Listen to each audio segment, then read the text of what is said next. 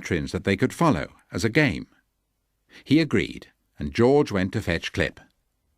The rest seemed to have done the horse good, and he no longer limped as Sniffer rode off, giving one last, very loud sniff. Then George went to find the others, and suggested taking the horses that needed shoeing down to old Ben the blacksmith. Old Ben was a mighty figure of a man, even though he was over 80. He didn't shoe many horses now, but sat in the sun watching all that was going on. He had a great mane of white hair, and eyes that were as black as the coal he had so many times heated to a fiery flame. Good morning, young masters and miss. And what can I be doing for you? We've got some questions to ask you. Ask away. If it's about this place, there's nothing much old Ben can't tell you. Give Jim your horses. Now, ask away. Well, we went riding on Mystery Moor yesterday, and for one thing, we'd like to know if there's any reason for the curious name. Was there ever a mystery on that moor? Oh, there were plenty of mysteries away there. People lost and never come back again. But when my granddad was a boy, it was called Misty Moor. See, Misty, not mystery. And that was because of the sea fogs that came stealing in from the coast and lay heavy on the moor so that no man could see his hand in front of his face. I can see we'd better watch out for the mist if we go riding there then. Yes, you keep your eyes skinned. But why was the name changed to Mystery Moor? Well, now, that must have been about 70 years ago when I was a lad. Yes. That was when the Bartle family built the little railway over the moor. The railway line? That's right. Well, one of the Bartle family, Dan his name was, he found a mighty good stretch of sand out there on the moor. We thought there might have been a sand quarry. Yes, they got wagons and they went to and from the quarry they dug, and they sold their sand for miles around. Good sharp sand it was. But what about the rails? Don't hurry him. They made a great deal of money and they set to work and built a little railway to carry an engine and trucks to the quarry and back. My, that was a 9 days wonder, that railway. But why did the railway fall into ruin? Well, now you come to the mystery you keep on about. Those Bartles fell foul of the gypsies up on the moor. Oh, there were gypsies on the moor then too? Oh, aye, there's always been gypsies on the moor, as long as I can remember. It's said that those gypsies quarrelled with the Bartles, and the gypsies pulled up bits of line here and there, and the little engine toppled over. The Bartles weren't ones to put up with a thing like that, no. So they set about to drive all the gypsies off the moor. They must have been a very fierce family. You're right there. Nobody dared to cross them. But you can't cross the gypsies for long, that you can't. And one day all the Bartles disappeared and never came back. But what's happened? No one rightly knows. It happened in a week when the mist came swirling over the moors and blotted everything out. Nobody went up there except the Bartles. Nothing stopped those Bartles from working.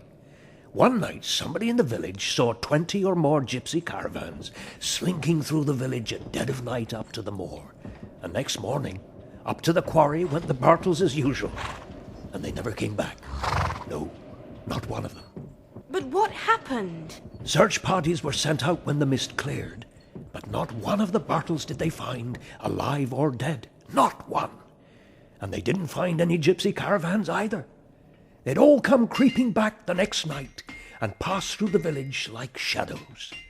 I reckon the gypsies set upon the Bartles in the mist and took them and threw them over the cliffs into the sea. How horrible! Don't worry yourself. It all happened a long time ago. And there weren't that many that mourned those Bartles, I can tell you. It's a most interesting story, Ben. So Misty Moor became Mystery Moor then, did it? Didn't anyone work on the railway after that, or get the sand? No, not a soul. But you just remember 2 things. Watch out for that mist, and keep away from the gypsies on the moor. That afternoon, they decided it would be fun to see if they could make out the patrons that Sniffer told George he would leave. It proved quite easy to follow the patrons. Only once did they find any difficulty. Soon they found it unexpectedly easy to follow the caravan route, because the soil became sandy, and there were many bare patches on which the marks of the wheels could plainly be seen. The wheel marks led steadily towards a little hill, and there were the caravans, showing up well against the hill in their bright colours.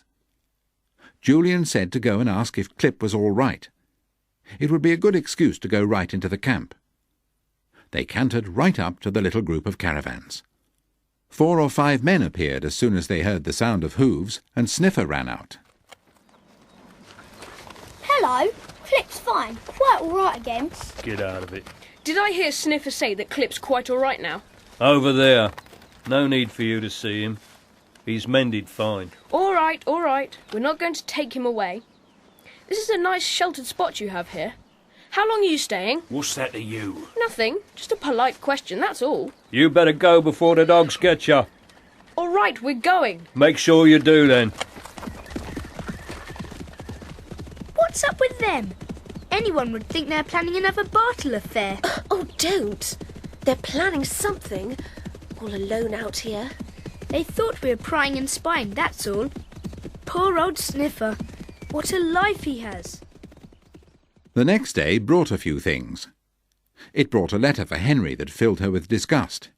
It brought a letter for Mrs. Johnson that made her start fussing and worrying. Henrietta's letter was from 2 of her great aunts. They announced that as they would be near the stables that day and the following, they would like to fetch her and take her out with them. Mrs. Johnson's letter was to tell her that the 4 children were coming unexpectedly, and she didn't know where to put them. But that particular problem was solved by Dick. It's easy. We'll simply take our tents, some food, and go and camp out on the moor by some spring. What could be nicer? Oh, yes. Oh, Dick, that's a marvellous idea. Mrs. Johnson will get rid of us all, and Timmy too, and we'll have a lovely time all by ourselves. Killing quite a lot of birds with one stone. Mrs. Johnson happily agreed, and they were soon ready to go. They went to find Henry to say goodbye. She stared at them mournfully. She had changed into a smart little coat and dress, and looked completely different and very gloomy. What part of the moor are you going to? Up the railway? Yes, we thought we would, just to see where it goes. And we can't lose our way if we keep near the railway. Yes, well, goodbye. For goodness sake, don't stay away too long. We won't. Bye. Now we're off, without that chatterbox of a Henry. She's really not too bad, George. All the same, it's fun to be on our own. Just the famous 5 together. It was a very hot day. The 5 had their lunch before setting out, as Mrs. Johnson said it would be easier to carry it inside than outside. They set off to the railway line, or where they hoped it would be, and eventually Anne discovered it by tripping over one of the rails. They went on and on up the line, and the soil began to look sandy, and the heather didn't grow so thickly. Soon there were big sandy patches, with no heather or grass at all. I say, the lines end here. Look, they're broken, wrenched out of place. The engine couldn't go any farther. They may appeal again later. I'll have a look. Why do they stop like that? I don't know. No sign of them around here either. That's peculiar, isn't it? Very. It's funny. We aren't at the quarry yet, are we? I thought the lines would run right to the quarry. So where is it? And why do the lines stop so suddenly here? You're right.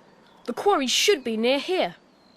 Well, there simply must be more lines somewhere, ones that go to the quarry. Let's look for that first. We ought to see a quarry easily enough. But it wasn't really very easy to find, because it was behind a great mass of thick gorse bushes. Dick rounded them and stopped. Here it is! Come and look! My word, there's been some quarrying here for sand. They must have taken tons and tons of it. The sides are pitted with holes, see? There are even some caves. Sand caves. Well, we can shelter here if we have rain. I'd be a bit afraid of the sand falling in and burying me. It's quite loose and... I found the lines. Where?